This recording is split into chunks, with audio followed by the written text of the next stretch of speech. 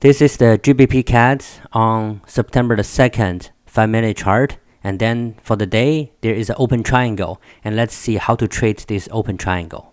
After London Open, you want to watch for the market to run for a while to see if there's any pattern, and then we can draw a top trend line here and also the bottom trend line. Just extend it to see whether the market respects it or not.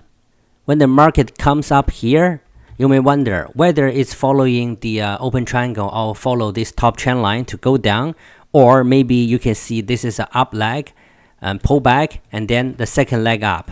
So for some traders with the bull buyers, what they're going to do is to trade upside when they see this bull bar. So they're going to go long to upside. However, if you believe this is open triangle and then the market will go down to test the bottom, you want to wait for the bear bar as the signal bar. This bar is a very strong bear bar, but it penetrates the trend line a little bit, so it seems that it's going to break up. If you do not trade here, that's okay, and then wait a little bit. After a while, you see these three bear bars here. These three bear bars, you know that okay, the market is not going to go up because the bulls lost their steam. So what you want to do is to wait for another good signal bar to trade. So this is a very good signal bar because at that time you're not quite sure whether it's going to go up again for the pullback here. So this is a very good entry point, aiming the market will go down directly to test the bottom trend line. However, the market didn't go down right away. If you enter here, then don't worry, when it pulls back, you can add up to a position by seeing another signal bar here. Or if you didn't trade here, just enter here, the same thing, aiming is gonna go down. The rationale is because we can see that after it tested the top trend line here, this part, the bulls are very weak, and then it seems that the downside pressure is accumulating. That's why here is a very good opportunity for you to go short. For open triangle, if you enter at one side, it's better that you have your target at the other side. So pretty much you can wait until the bottom trend line, the market reach that. However, there's an event today at 8:30, around 8:30. So you might want to close your position before that in case the market bounce back. You can see that this bar has a very big tail at the top, and then the body is very small. So you want to avoid this fluctuation by closing your position before that.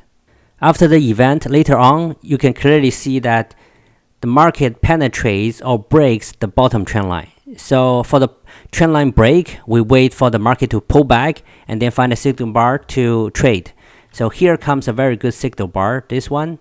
So you can trade here because it is just touching the EMA here. However, the market didn't go down directly. Instead, it go up again. So it's testing this previous low here, this red dotted line, and also it's testing this trend line. So this is a better opportunity for you to go short. Just go short here, and then what you can do is you can scalp, you can swing, but mostly because the market already gone very long, and then you can see a clear pattern open triangle. Normally on the same day there won't be two or more patterns there, so it's better that you be very cautious on this, and then you can take profit by measure move, by measuring from the first bear bar here to the last bear bar here, and then move down from the top of the pullback and then measure down. So if you take your profit here by measure move, you're gonna get exit here.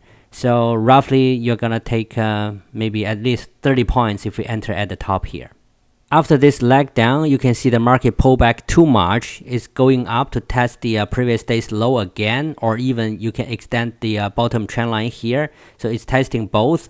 So in that case, it's not something normally we see that the first leg pullback, second leg, and then the pullback should be shallow for you to be able to trade down again. But if you pull back this much, you want to hold your trade. Do not trade anymore because the market could either go up or go down.